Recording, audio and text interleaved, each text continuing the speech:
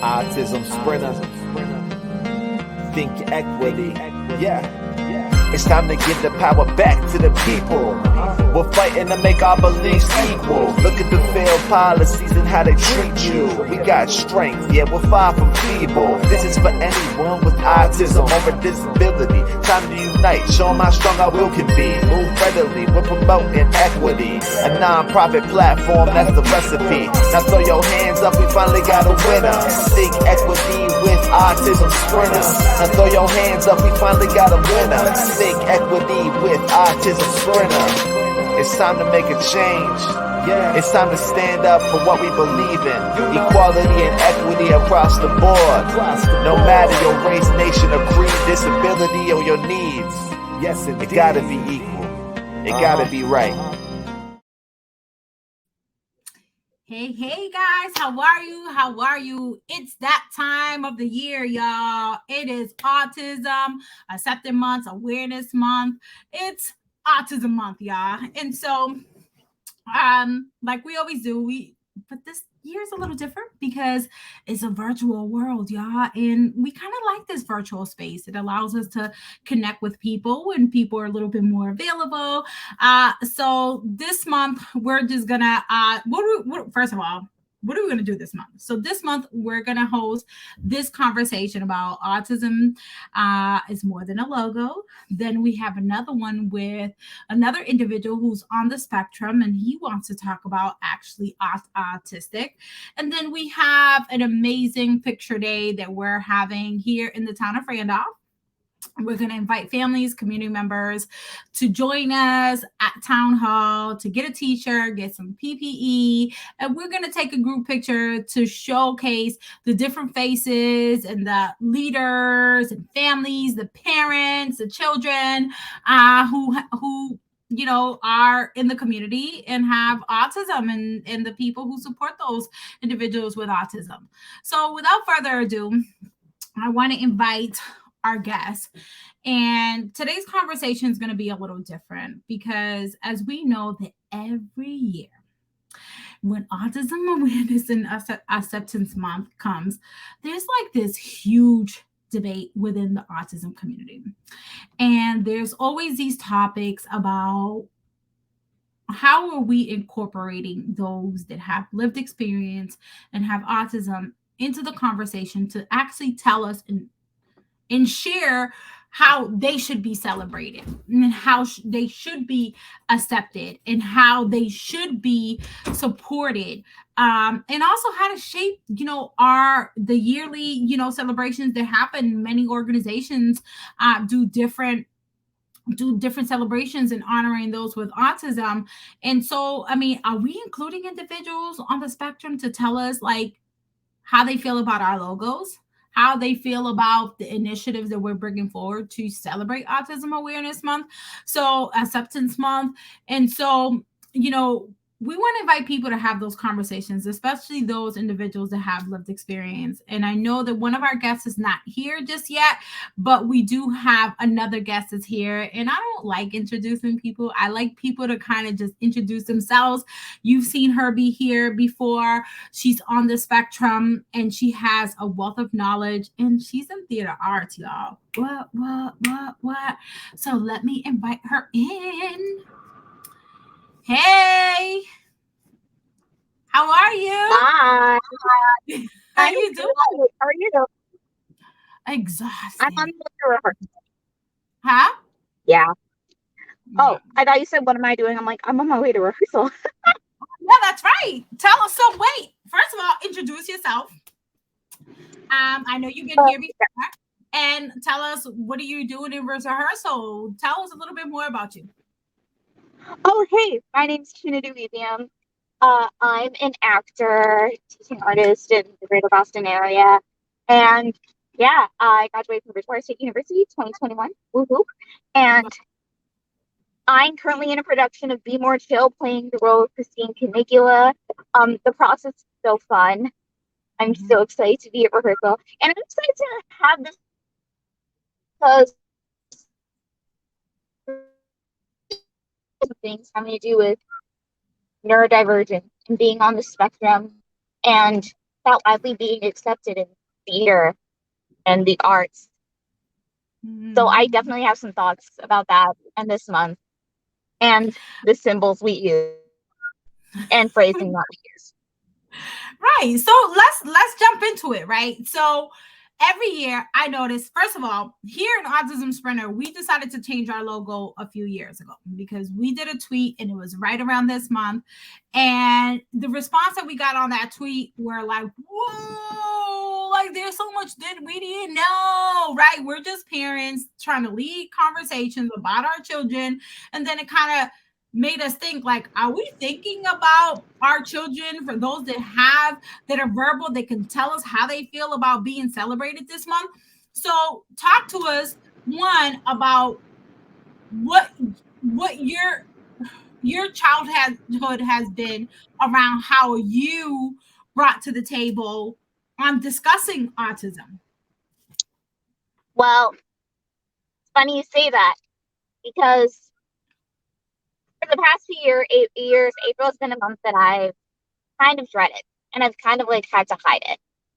You know, I had come up with this huge event at Bridgewater for autism acceptance, and I let the president of the school's chapter of Best Buddies jump in. She is on the spectrum, and help out, come up with some other ideas and like collaborate with us. And before I knew it, he was doing plenty of things without my consent. Didn't allow me to mention Black Lives Matter as an inspiration for my journey into activism. When autism acceptance and Black Lives Matter, whether we like it or not, they intersect. Right. Black autistics matter. Right. Yes, absolutely. And then it became me not being the creator of it. They only refer to me as a speaker. It was belittling and demeaning to me. And April was a month that I dreaded for so long. And I had to spend a lot of time learning to mute social media accounts during that month that are harmful to me and my mental health. It's been a lot of like self-care and just being like, no, I don't have to mask right now. I can take some time for myself right now. Right.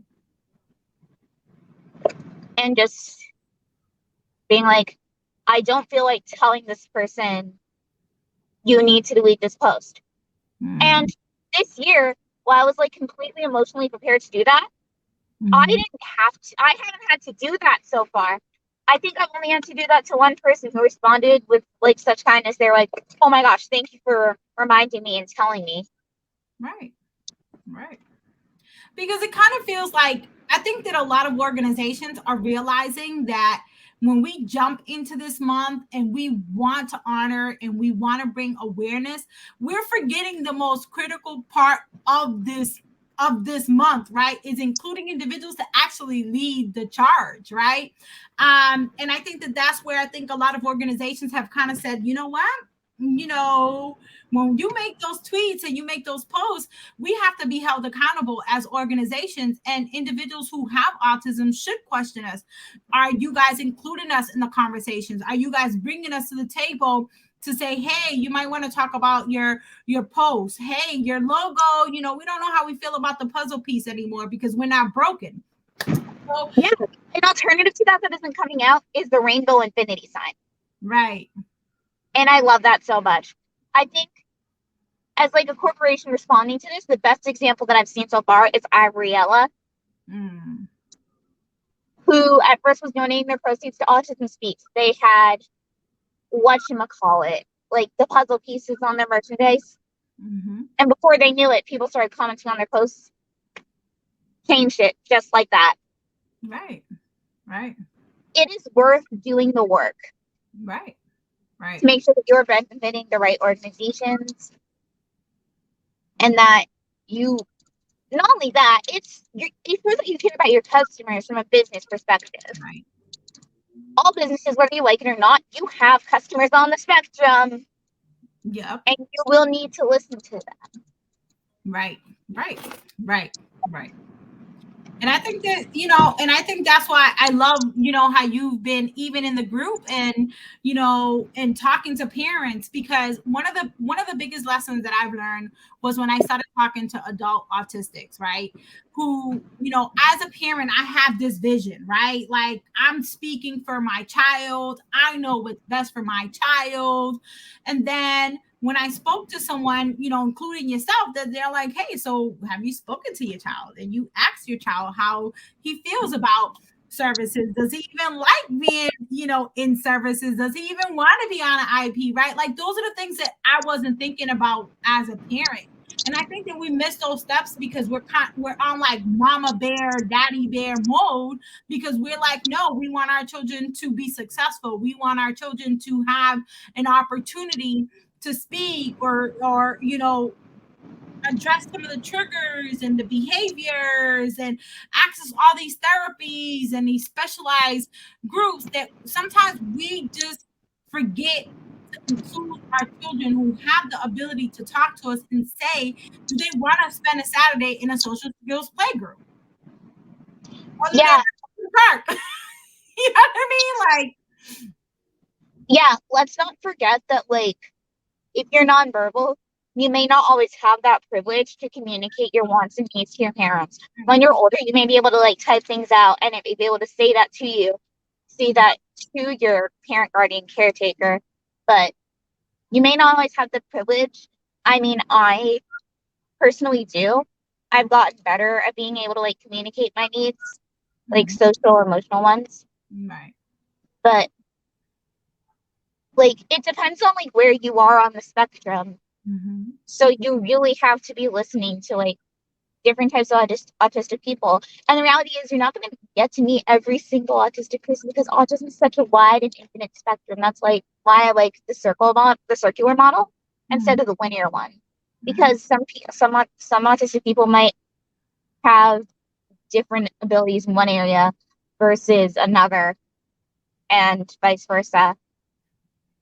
And we need to seriously start like listening to different types of like adult autistic people because it does not end in childhood.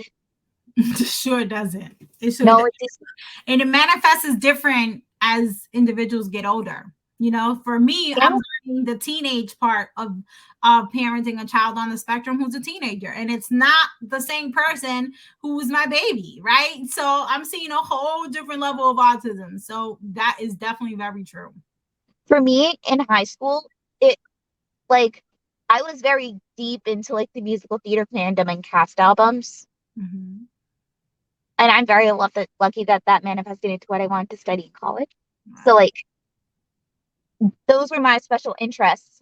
And I didn't really have a lot of friends because I was focused on school and theater and things like that. So it just got so hard. Mm-hmm.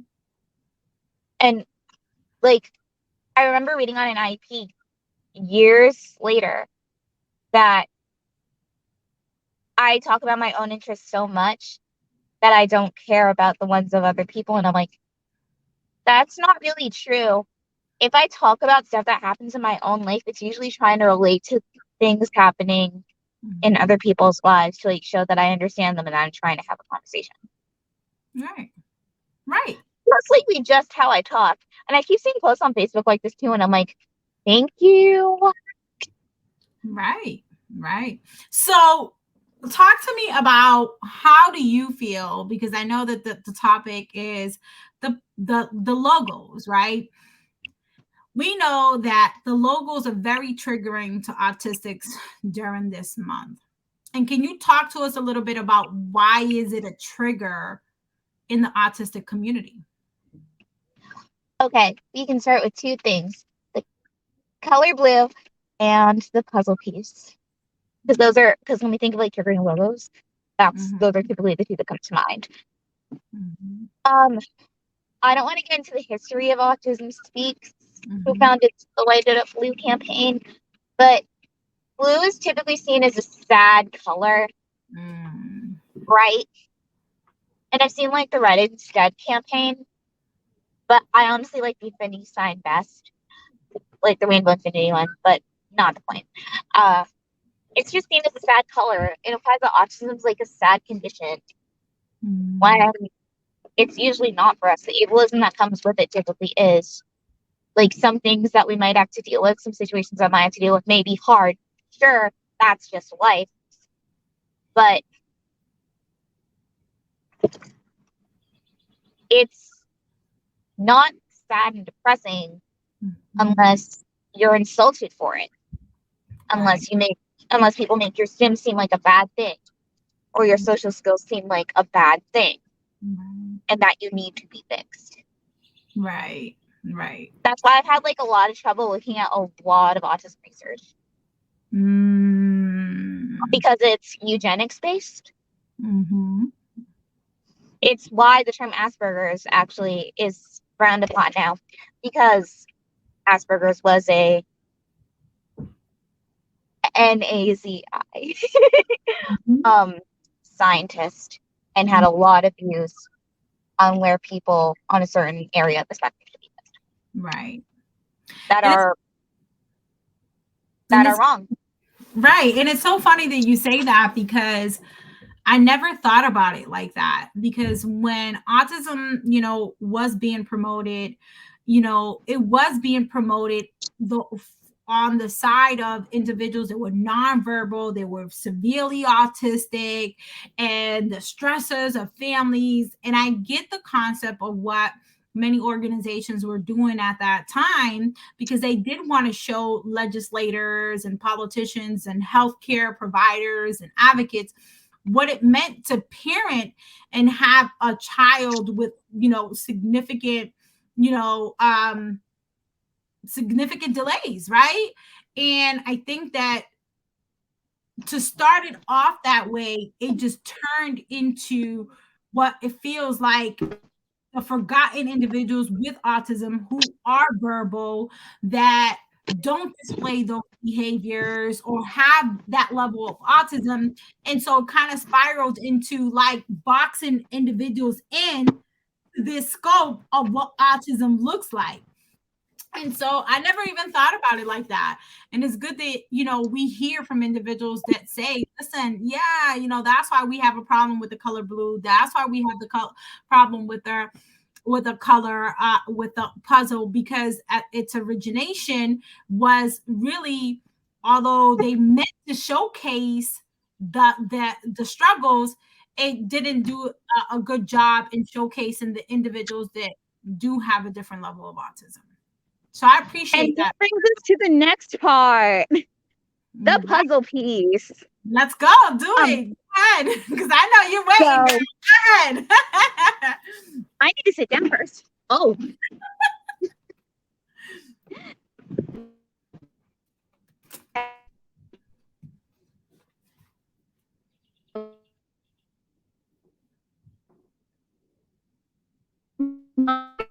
We can't hear you. It's cutting out. Let's see.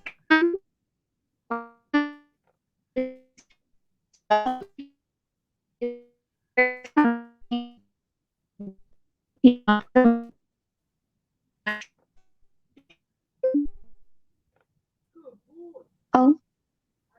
Yeah, no, that sounds way better now.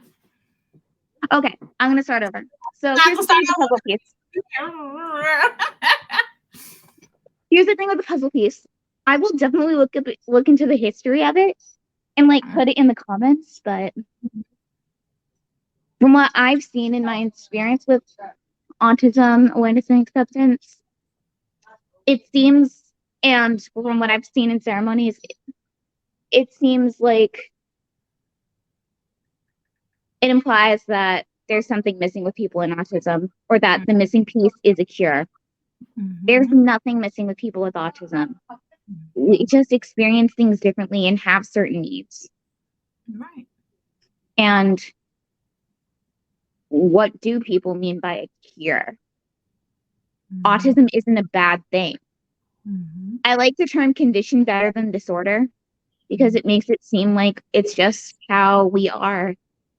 Like a condition isn't good or bad, it's just a condition. Right. A disorder implies that there is something wrong with you that needs to be fixed. Like a condition isn't good. Hey, Lisa. How are you? Thanks for the technical help. I didn't know how to get on. It's all good. It's all good. So, I mean, we were talking about the puzzle piece. So I know that you also have a lot to say about this and the logo and what it means to the autistic community. And I think that some autistics feels violated by some of the logos and how we celebrate people. So you want to talk to us about first of all, introduce yourself. Oh, of course. And then go in and chat it up with our other friend and talk to us, because I think that this is an interesting topic and I think parents need to hear this. Hi, I'm Trinity, by the way. It's nice to meet you via video. It sounds like we have a lot in common. I'm an artist, love drama as well, love musicals. My background is that my daughter, when she was, I think, probably before early 2, but when she was 2.5, we found out she could read. And then by 3, she could read anything. So the preschool that me too. Yeah. And so the preschool that she went to, the people in charge said, Lisa, you should really seriously consider like getting your daughter evaluated. And we've just learned about this thing called hyperlexia. And also you need to help your child do social skills, do play dates and stuff. And I was like, social stuff. I was terrified. And so like I forced myself to set up play dates, even though it was like the hardest thing ever. And so my daughter, got an evaluation. It was before autism was sort of like under a bigger umbrella. So she had like, a diagnosis and later was considered autism. And over time, like as I read, like luckily my birth mother knew about the neurodiversity movement. So I like went into the whole situation reading, blogs by autistic individuals. And some of them really resonated with me. There was this one, I'm trying to remember the name of it. It was something like autistic grief is not the same. And that one I was like, oh, the way that like social relationships were described, I was like, interesting, like either, someone is like totally your friend forever, or, like what the heck is an acquaintance, like, just like these bigger differences between like how you connect with people. And so that one resonated, and there were some other ones too. There was another one that I read that talked about social skills. It was written by someone who was autistic. And I was like, oh, that's the first time social stuff made sense to me. It was like things were translated. And so like, I guess those were signs that maybe I should think about whether I was autistic. But when I went for a diagnosis, I didn't get one. And I think that's partially because the diagnosis process is set up by people who are not autistic. Like I've heard that like if someone meets autistic, you can tell like that, like, oh, this person's autistic. Oh yeah, I could see that. Like, so if the diagnosis situation was like, done through information from the autistic community, it would be great because less people would be like misdiagnosed or not diagnosed, or it's just a thing. Yeah, I wasn't diagnosed until I was 10 when my 4th grade teacher told me to like recommend to my mom that I get evaluated. Mm-hmm. Now I'm surprised about the reading when I was 2. Well, I was born in 1966, so like there was no like autism diagnoses. When I was in college, like I knew that something was hard for me, so I went for a neuropsych evaluation, and all it really said was that like I had sort of like processing sort of happened like a little more slowly, but no one thought to think that had anything to do with autism.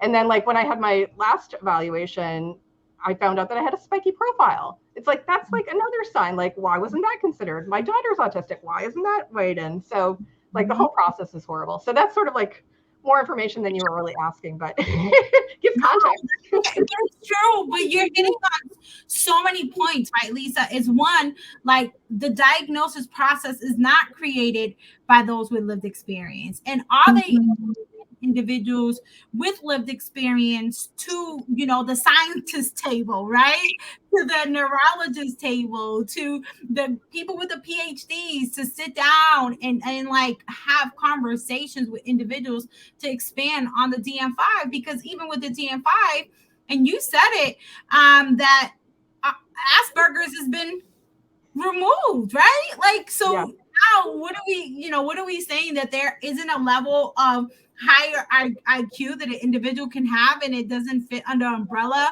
of autism? I'm confused, and it's just the way that it's created. It's horrible. That's the other thing. Like when we're talking about like autistic research, like we have to like talk about including autistic people. Like what is healthy autistic research? Like there's study, like I saw a really cool study being done that's an example of this, like the birth experience of mothers of autistic children and what that felt like for them and their children, and like their children as well, how they like what their reactions were like coming out and things like that.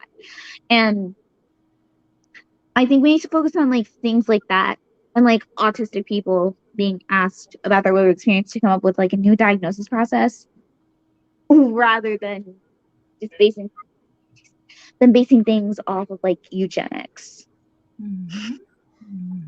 Like we really need to be thinking about stuff like that when we think about autistic research. It needs to be autistic person and experience centered as opposed to, oh, we just want to get rid of autism centered. Right. And I think the other thing that like comes up with like talking about autism in how it presents is that, you know, my understanding is that, you know, intellectual disabilities, you know, things like, you know, having seizures, that's not part of autism. Those are like conditions that happen along with autism. So there really isn't like severe autism. There's, you know, someone who might have like, you know, what was being described earlier about the circular spectrum, where like one person might have a really hard time with social skills, but you know, the sensory stuff might be so hard for them, and that person might have an intellectual disability. Then there might be someone else who, you know, social stuff is so hard and the sensory stuff really isn't a big deal. Like for myself, I'm under with some stuff, like I can't feel like touch very often, you know. So one of my stims is just like pressing my fingernail into my hand so I can actually feel something. I do that a lot when I'm in like social situations, like it's under the table so no one can see it, but it can get me through like meetings. And so you too? Oh, I mean, I do stuff like that, and I'd love to talk about more, but I just have to go because rehearsal is starting. It was so great to be here, though, and meet you both, and meet you, Lisa, and talk with you again, Yahada. All right. No problem, babe. See you. And Lisa, finish us off. Bye. Bye. Yeah. Oh, so I was sort of going on a tangent. I'm trying to think where I left off. No, it's no tangent. We have here in Autism Sprinter, we like having real conversation. It's not scripted. We don't have an agenda. We have real conversations. But what we were talking about is like we always forget the most critical part of these conversations is including individuals that have disabilities to help us shape the conversation, to help us shape initiatives, to help us shape this month and what events should look like, right? And so this year we decided to say, you know what, we're not going to do like traditionally like an overkill of like autism memes and autism quotes and like, because I find that this month is very triggering for those with autism. And the thing is that as parents, and this is the part, is that we have the part of protecting our babies, and we want people to understand that these are our babies, that we're going to fight tooth and nail for our babies, and people have to understand that there are people in our communities that are differently abled, right? And then some of us, like for me, I forget to include my son in the conversations. It's sometimes. And then when I think about it, I'm like, I didn't even ask him how he felt about that. Right. And And so is this, does he want to be identified as a superhero? He just wants to be identified as himself, right? Because we went through the wave of superheroes, right? We did that too. We've done a lot of those initiatives. And this year, we just want to kind of talk to people and say, hey, how can we help organizations understand how this month is triggering and how we can better moving forward, making sure that these initiatives, whether it's our logos, really considering the design of our logos, is the logo inclusive, like what can we do to shape this? Yeah, when you were open to this conversation, I was really excited because it feels like something shifted this year. I mean, there are difficulties because, like, while this is all being discussed, there's a bill that's trying to go through Massachusetts about trying to stop electric shock in the state. So the fact that that isn't like a win yet is kind of scary and frightening. But there's also like these wonderful glimmers of hope. Like I made some notes with some things that I found out about recently this month. Go ahead, go on, do your thing. Yeah. Well, people are more open to listening to autistic preferences about how this month is being framed, which hasn't really happened that much before. And I mean, some organizations, they get like, they're not open to considering other things. So what I've seen happen as a compromise is instead of having autism awareness and autism acceptance, which seems to be a lot of people's compromise, because there are other people saying, just say acceptance. The reaction to that has been, we just won't say anything this month, which in my mind is an improvement. And I'm cool with that because it gives a moment for people to pause and think, which I think is what you're doing for this year. And I think that's great because slowing down and listening is really great because then you're not overwhelmed with like all this content from past years. You can sort of think about what you want the next year to hold. So if that's what this year is, more people are listening and thinking and just being open to stuff. I think that's great. And related to that, some organizations are willing to, change how they do things. The Mass Young Dems, they approved a resolution to go to autism acceptance language. And the city of Cambridge is lighting up their city hall in red lights at night, which is the preference to what has been done in the past, lighted up blue. The autistic community hates that. So lighting up things red, that's okay. And the fact that like yellow, I remember at one point yellow was good too, gold. Yeah, remember that we try to jump on that too. We're like, we just want to be inclusive for everyone. We don't know. We don't know what to do. I think it's great that people are slowing down, and I think this conversation is a wonderful, wonderful thing. And there's this other organization that just started this year. They're called Autistics Unmasked. They are located in Massachusetts, but they already have like 2,000 followers on Twitter, and they're international already. So like they're an organization that I want to learn more about and become part of. But I think it's like they seem very they want to have these conversations too. So the fact that people from the autistic community want to talk to people who aren't autistic and vice versa, and have conversations that are uncomfortable is super, super helpful and hopeful. I feel good about that. And it's so interesting because I always said that my first experience in learning to really like include my son was, I don't know if you ever heard of Chris Hall from the Autistics for Computers Foundation. Young man, he refurbishes computers and he donates them to autistics. He was here in Braintree, but I know that he moved out of the state of Massachusetts. Super young kid, awesome, very smart. I had to call him one time and I'm like, hey, you need to come over because I don't know what happened to our iPad. Come here and fix it. And we spoke plenty of times. We had lunch, we've had dinner, and when we spoke, it was interesting to hear his story about when he was here in Randolph Public Schools and when he was going through special education. His classroom, if I'm not mistaken, he said their classroom was in a basement away from everyone else. Yeah. Right. Like there was those kids. Right. And he shared a lot about spending more time in therapies and indoors versus, playing in a park, riding his bike, and having, like having a childhood. And when he spoke to me about that, I was like, wow, I just want my son to go to the park. I don't care if he starts taking off his clothes because he's sensory overload, or the fabric is making him want to take off his shirt or his pants or something. You know what I mean? Like, I don't care about that. So hearing him say that just made me realize, like, I wanted my son to just have a childhood, whatever that looked like. And if that meant going to the park, and we had to kind of go to the park before it was a lot of people and a lot of sounds and a lot of noise, then we did that. And shaping our days where we spend more time outside and prioritizing just outdoors, being in community versus being in a house, having in-home ABA, then the therapeutic mentor, and all those services that we're like, we need those services. We want to normalize our child. And it's like, but what is that? And I think that we forget that. And I think that having these conversations is slowing us down, because we're forgetting that families want to have a life too. They don't want to be in therapies all day long.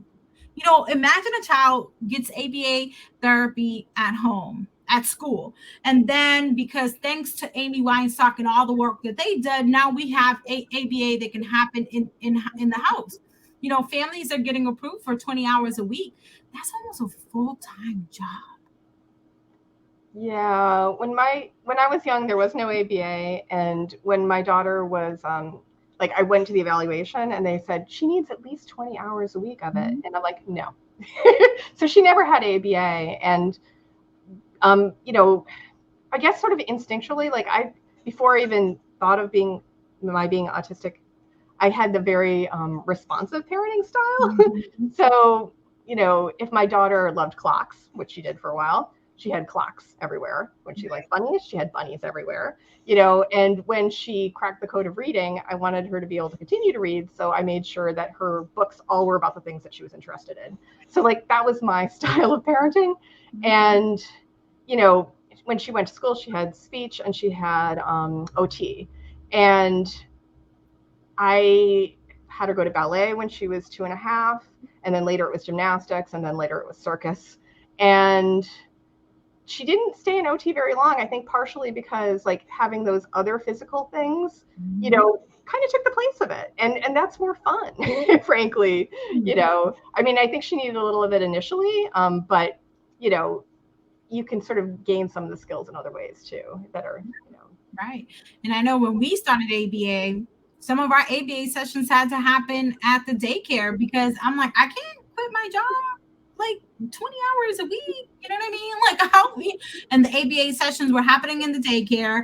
That became a problem, because the daycare center's like, listen, people are coming in the classroom. The daycare teachers are kind of feeling like having extra stimulation in the classroom is throwing off the rest of the kids. And it became a thing. And I'm like, well, what am I supposed to do? You know what I mean? Like, I don't know what I'm supposed to do. There's no handbook that tells me if it's okay for me to choose ABA or decline ABA, or, you know what I mean? Like, no one tells you these things. And that's why these conversations are really shaping, do we need it? And then we also understand the flip side of that is that those individuals with autism, a different autism, that are nonverbal, who require more supports and services, we can't take that away from those families, right? Because those are the services that stabilizes families and helps families cope with a little different level of autism. Yeah, that's what I often wonder about. Like, why is ABA considered useful for people that are nonverbal? Wouldn't it be better for those children to get, like, a device that helps them communicate? Like, why wouldn't that be more useful? Like, and OT, like having sensory needs and met, wouldn't that help more? Like, I just don't understand why, like, ABA is really being targeted at nonverbal children. And I'm wondering if it's because, parents don't get the feedback from their kids about how the kids feel about it. So there's not as much pushback than if the kids were more easily able to communicate with their parents. Right. And that's how funny, Lisa, because that's another debate in the autism community that a lot of people don't know about. Some people don't believe in ABA, right? There's a huge debate about ABA. I've heard, I mean, I've posted things and people are like, ABA is harmful. And I'm like, I'm sorry, I don't know. I'm just a parent. Again, I'm just trying to learn, teach me so that I know what I'm doing because I don't know. I'm listening to experts and this is what experts say. All right. So, understanding that. And it's funny because I always wondered that as well. If ABA's most of the part of ABA is to tackle behaviors in order for individuals to develop speech. How does that happen? Right? Yeah, that's what I don't quite understand. Like increase speech or OT or PT. Yeah. And I think that's why, people who are autistic say that the alternative to ABA is no ABA, just not to have it. There's not something that goes in its place. It's just not there. Whereas if there are things that need help, like, learning to communicate in a number of ways, then, see which way works best for the child so the communication can happen as quickly as possible. So people aren't frustrated and the, connections can happen more easily. That seems to me a bigger priority is to make sure that like devices and communication things, like whatever works for the kid, maybe it's sign language. I learned sign language watching YouTube. Yeah. A lot of sign language with my son. When my daughter was little, it's so funny because like there are things that I did like instinctively that worked really well. And like looking back on it now, it's like, so interesting that I just sort of was able to trust myself and do what worked. Because my daughter could read early, a lot of our communication happened through reading books together. So I just remember like we'd read Horton Who, and there'd be like a section that would sort of reflect something, like something you'd want to express. And so we would like just say it every now and then, like, take phrases from books. And, I understand now that's, an autistic trait, but luckily I didn't have anyone telling me, oh, you can't do that because that's normal. And not normal, I should say, because they're like things that really help. And like scripting, recycling language, it's a good way to learn language and communicate. And it was fun too, being able to take it from books that we enjoyed together. Right. Do you feel that the autism do you feel that we're stuck in autism services? Because it seems like we only have, speech, OT, PT, and ABA, and then we'll throw social skills. Do you feel like that we're stuck in how we render services to children with autism? Even with autism?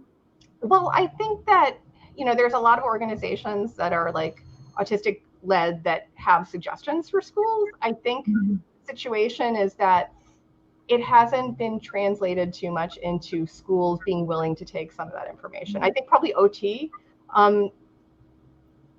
people are probably doing the majority of the work in that regard, so that's great. I think their work could be built on.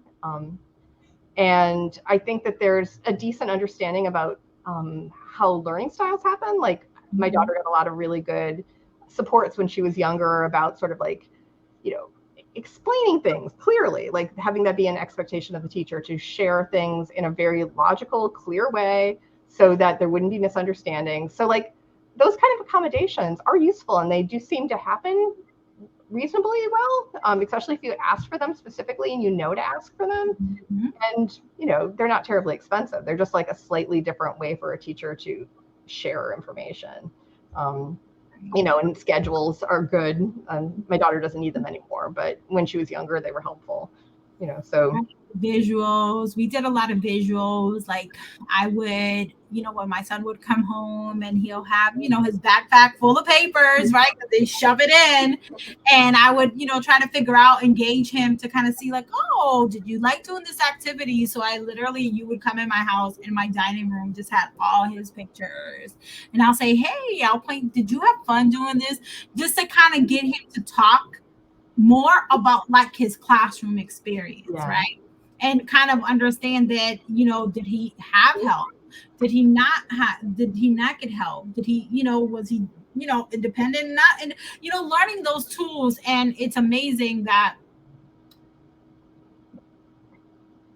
how much we don't include our children in these conversations, because there's so much more they can talk about in this space. So like my son, I feel that he's not a child who belongs in full inclusion, but he's also not a child who belongs in separate. He's a child in the middle, and they don't have those classrooms for the children in the middle. Right. So he's like stuck. And I always feel so bad, because I know that he can produce more, be less distracted by sounds, smells, and hyper focus on, like, if the teacher says this is the task and he's making sure that everybody's doing that task, but he's so worried about everybody else that he's not worried about himself, is being in a different space that there's not too much going on. Yeah, that's tough. I mean, I think BPS is starting to work on having sort of like those in-between spaces. Mm-hmm. I mean, the district has a lot of separate placements, and there's bias in who gets put in those classrooms too. White kids get put in inclusion more often. And like you said, different placements work fine for different kids, but there's definitely a bias going on because, the percentages are much different. So, I mean, they're working on it, but they've been saying they're working on it for a long time. So I'm not quite sure, like, why they just can't make progress on it. If you're aware of a problem, you'd think that would help. But I think that we get in the way of our own thing. And a lot of that, again, has to do with not including the individuals that can tell us to shape those conversations, right? Yeah. And sometimes as a parent, I also think that sometimes we can be a barrier, because we have these beliefs and not listening to our children who have the ability to talk to us, to help us shape that we believe that our thoughts and our ideas and this is what's best for our children might not necessarily be true. Right. So it's being open to hear that your child might totally disagree with you. And it's not easy. Yeah, I think you might be right about that, because there were times when, like, it was indicated to me that maybe, like, I should put my daughter, like, in a separate, like, camp. Like, the first time she went to camp, she was really young, and Grossman Camp, which is a great camp, they have bunks for kids that need accommodations, and then they have bunks for kids that don't as much. And so I was like, I think I would rather her be in a general ed bunk. And so I put her in there, and she was totally fine with it. Like, I just gave some instructions, like, here are the things that you should do, to make things more comfortable and make things work. And it was fine. She was in the camp for like 6 or 7 years, but, like, initially I wasn't even, I was like, can she go to camp? I think she was like maybe 4, she's like, preschool age. and she had a great time. There was no problem at all. So, like, I think there have been times when I've underestimated what she was capable of. And every time I've made a leap and just sort of like said, okay, I'm going to let you do this thing, it's been fine, which has been a good thing for me to realize. And I mean, that probably happens in a lot of different degrees, but, from personal experience, sometimes it's good to just give it a shot. I tell parents this all the time. I'm like, just try it. It won't, it's not going to hurt. Just try it. Like, for me, it was, when my son would say bye to me, like, I think I cried more for him going into school than him. He was excited. Yeah. He was like, bye, like, see you later, Mom. Like, I'm in school. And he loves school. It's his social space. He has his little friends. He has his moments. But I think I struggled with that more than he did. And the same thing with camp. Sending to camp.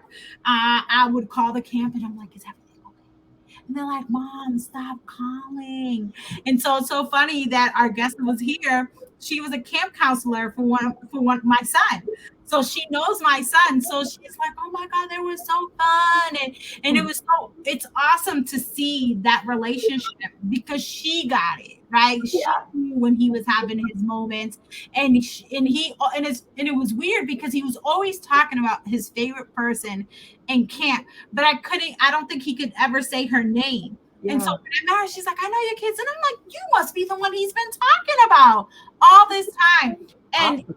it's right. And it's so interesting that we don't give our kids credit enough to really like tell us, especially those that can talk, to tell us how they want us to shape these conversations and how they really want to just be included like anyone else, without a label, without a logo to identify them. They just want to be in spaces and say what they want to say without any restrictions. Because think about it, our kids are in spaces being restricted all the time, including in school. Yeah. They're restricted from advocating for themselves. They're restricted from really telling the teacher, like, hey, this lesson sucks. Sorry, but it sucks, right? They're restricted from all of that, right? Or even having more information. Like my son was at a point that sometimes he'll tell the teacher, like, yeah, no, that's not true. And I'm like, okay. And he'll get in trouble. And I'm like, but when we'll do research, I'm like, but he was right. And so we don't think about that stuff. Don't. Yeah, it's good to listen. Right. I remember at one point, my daughter was given hand over hand when she was in, I think it was 6th grade. She was like incredibly embarrassed that the teacher was doing it. I think it was a teacher who had done that in the past and was just doing it instinctively. And she had no recollection of doing it. So she's like, I didn't do that. And I'm thinking, you just don't remember, like it's probably just automatic. And she didn't get asked back to teach at the school the next year. I don't know if that had anything to do with it, but I was like, I put it in the IEP, like no hand over hand. And so it's good to get those, like that feedback, like this is just a no. Right. And it's okay. Like, I think that we're so prone into when someone gets a disability or a label that we need all the resources and everything to fix, which is kind of like going back to the logos and how we identifying, how we help people. You're not fixing anyone. You're shaping them. You're molding them to be independent, to be successful in all spaces. So it's I've learned as a parent that I don't need all the resources. I don't need to, get all the help and have all these service providers call me. Half of the time, I couldn't even remember who I was talking to, when there was providers, because there were so many of them. Yeah. We had between the school, between CBHI services, it was just so many people to deal with that I'm like, you know what, guys, I can't do this. I can't. This is just too much. Like, we'd rather go to the movies, eat popcorn, and we'll go to the first show, not too many people in the room. We'd rather do that. There were times that I'll tell the ABA provider, I'm like, you're gonna have to meet us at the park today. And bring maybe some shorts, because we're gonna be in a splash pad. So join us, because we're not staying in the house today. Absolutely not. They're running crazy. I'm tired. I need them to get the rest of this energy out so that we can go to sleep by like 8, 9 o'clock tonight. So join us at the park. So I don't know, Lisa, what else do you think that we should, as a community, understand about this month and logos and its resignation into our communities, the autistic? Yeah. Thank you. And, I think a lot of the rambling probably, was useful stuff too. It sort of gives context to a lot of it. I always want to have the ideal situation, but I also realize that you can't get there without conversations. And so I think that's starting to happen. So I think for myself, a little bit of patience I probably need.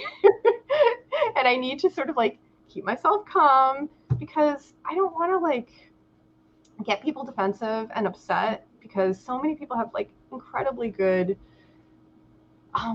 they're coming from good places, good intentions. And I don't want to not acknowledge that, Right.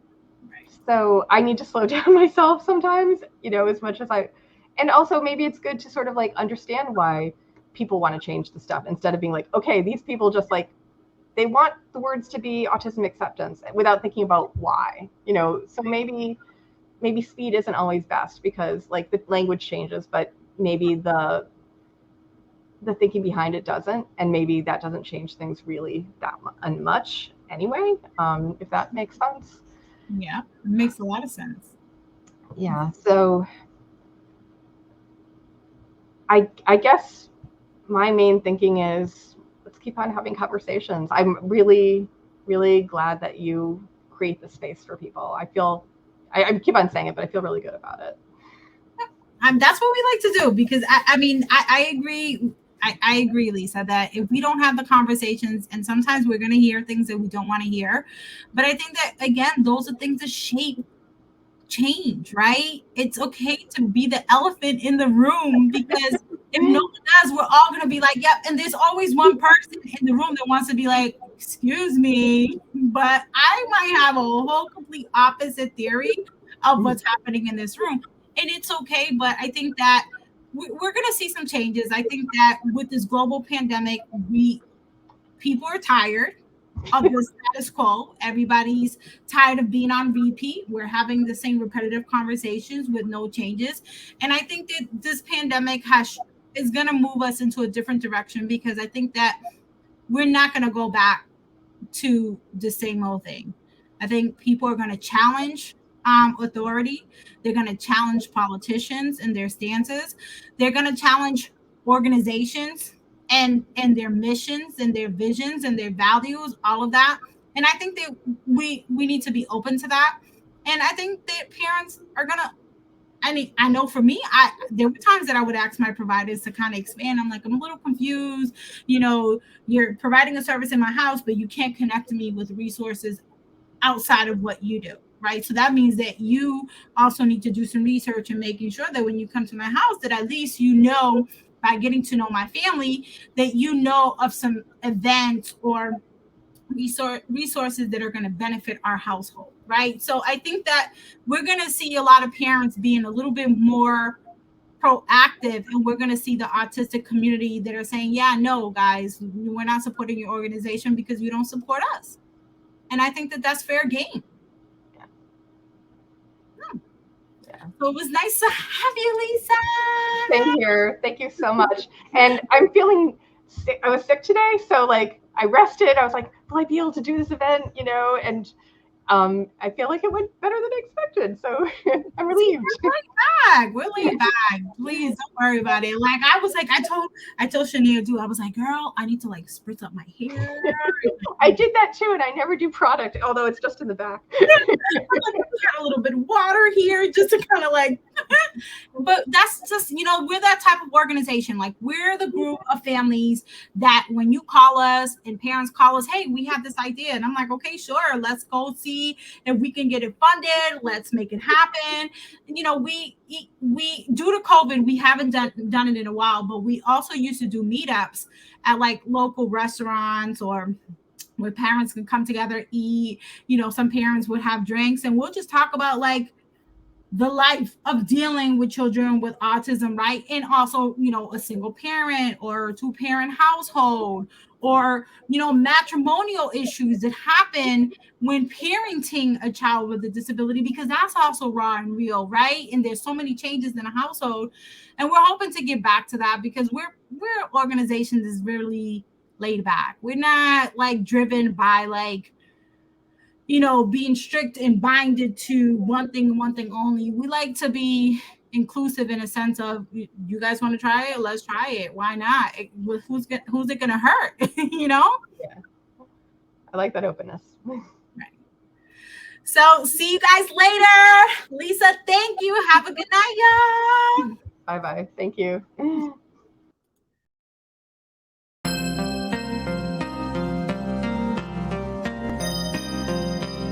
Autism sprinter. Think equity. Yeah. It's time to give the power back to the people. We're fighting to make our beliefs equal. Look at the failed policies and how they treat you. We got strength, yeah, we're far from feeble. This is for anyone with autism or a disability. Time to unite, show them how strong our will can be. Move readily, we're promoting equity. A non-profit platform, that's the recipe. Now throw your hands up, we finally got a winner. Think equity with autism sprinters. Now throw your hands up, we finally got a winner. Think equity with autism sprinters. It's time to make a change. It's time to stand up for what we believe in. Equality and equity across the board. No matter your race, nation, or creed, disability, or your needs. It gotta be equal. It gotta be right.